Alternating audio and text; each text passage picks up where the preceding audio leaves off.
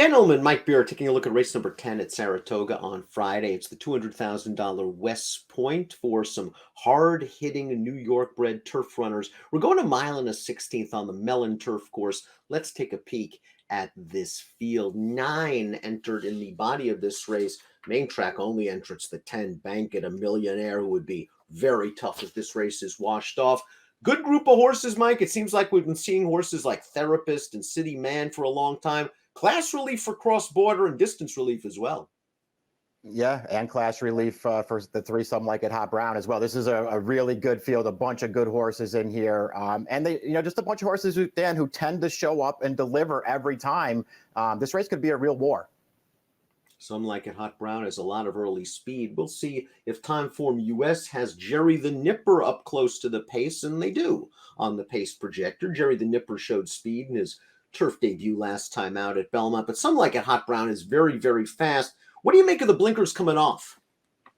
Yeah, I wonder if that's a reaction to his most recent race there, Dan, in the Lure a couple of weeks ago, where it just looks like Somelikeithotbrown kind of ran off in the early stages with Irad Ortiz, and it cost him at the end. So maybe that's why the blinkers are coming off, to see if he'll, maybe be a little bit more focused this time. The number 1 Therapist just missed by a nose to City Man in this race last year. He has hit the board in the West Point the last 3 years. For a horse that's won 9 times, Mike, it's a lot of close but no cigars the last couple of seasons.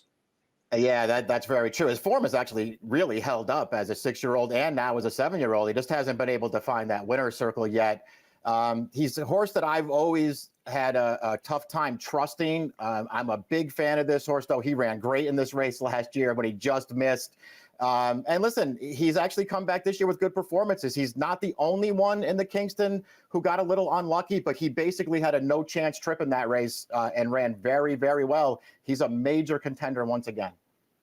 And once he got to the outside in the open elusive quality, 2 starts back going 7/8, he made a strong late run against a good sprinter in Scuttlebuzz. The 2 is Jerry the Nipper. Todd Pletcher tried him on turf for the first time in his most recent start. He made hay. First level allowance. Let's watch Jerry the Nipper for a Poli stable. Push the pace throughout and keeps on going. 91 Beyer speed figure, a horse that has a lot of upside. It appears that this lightly raced 5-year-old is feeling his best from a physical standpoint.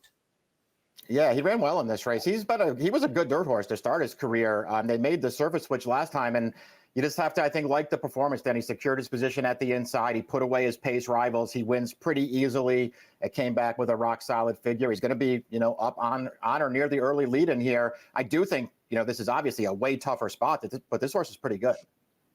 Millionaire, Somelikeithotbrown, a multiple graded stakes winner, obviously fits this race from a class standpoint. And if he can sort of shake away from Jerry the Nipper in the early stages, his speed also plays very well. You mentioned the Lure about 3 weeks ago, Mike. He just ran off, and when that happened, he had no chance against that good field. Yeah, he would not rate in that race. He opened a huge lead up the backstretch, and when they came for him, he really didn't have anything left to fight back with. That's not typical of this horse, though, Dan. He has a lot of speed, but he's usually pretty handy. So we'll see if he can get a little more comfortable this time. Overall, his form is really good. I expect him to be forward in this race. And, listen, his best race might make him the horse to beat in here. This horse has been good for a long time. I'm a big fan of the 4 Sanctuary City, who seems to show up just about every time. He was 3rd in this race at 18-1. He often is always a good price because of his low-profile connections. Johnny Velasquez takes them out this time after a 4th place finish in a tough 3rd-level open allowance race, a race in which he got some pace and ran on at the end. Yeah, he did. That's typical Sanctuary City in that allowance race last time. They took him to the back of the pack at the start. They swung him wide for the stretch. He ran on.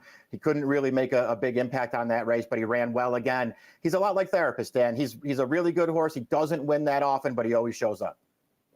Therapist's uncoupled stablemate, the 5 City Man, just got the better of Therapist in last year's West Point. He comes into this race in good form. He just won the Grade 3 Forbidden Apple, a big price, back on July the 15th. Let's watch City Man. Nice ride from Joel Rosario. He was able to wade in behind horses, split them on the turn. The seam opens up, and City Man does the rest.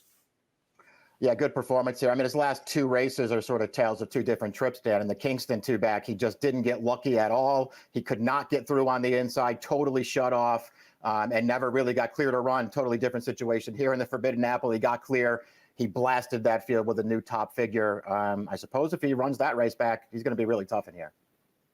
Big step up in class for the 6. That's Lord Flintshire, who's going to get blinkers for the first time for Jorge Abreu, whose barn has been heating up lately. This horse I thought had a decent enough trip last time out in a $50,000 starter. Mike sat up close to a very moderate pace and just couldn't finish it off. He's going to have to do a lot better. He's going to be a big price. Yeah, I just feels like he's in too tough in a race like this. He's another horse who's in perfectly good form coming into this, but he's just not good enough to beat these horses if they all show up. I'm not sure that the blinkers are going to help him, Dan. Personally, I prefer Lord Flintshire when he was a closer. Take him back, make one run.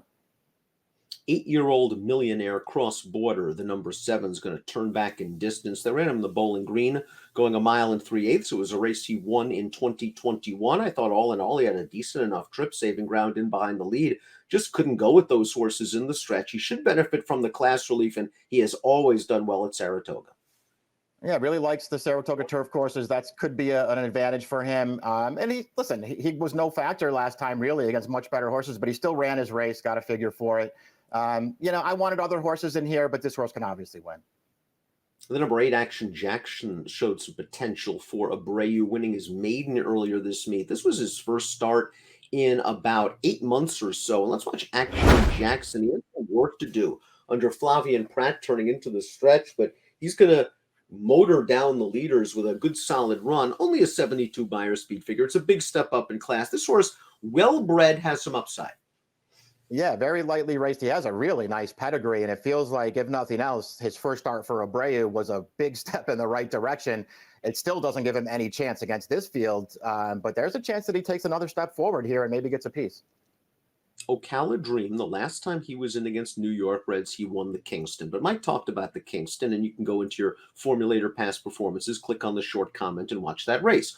While some horses in there had trouble, Ocala Dream had a dream trip under Javier Castellano, saved ground, got through, and was best. He ran very well that day. His 2 subsequent starts were against tough optional claiming company. He fits with these horses, and he might actually go off a pretty decent price, 10-1 on the morning line. Yeah, I agree with all that stuff. He did, have the best of it in the Kingston, but he also really ran that day. That was a nice performance for this horse. He's probably still underrated, Dan. He did not get a good post in here, so that could work against it, but he's a very tactical horse, and he could really trip out. Bankit is the 10 horse. He has entered main track only. He would be real tough if he gets into the race and the race is washed off the turf.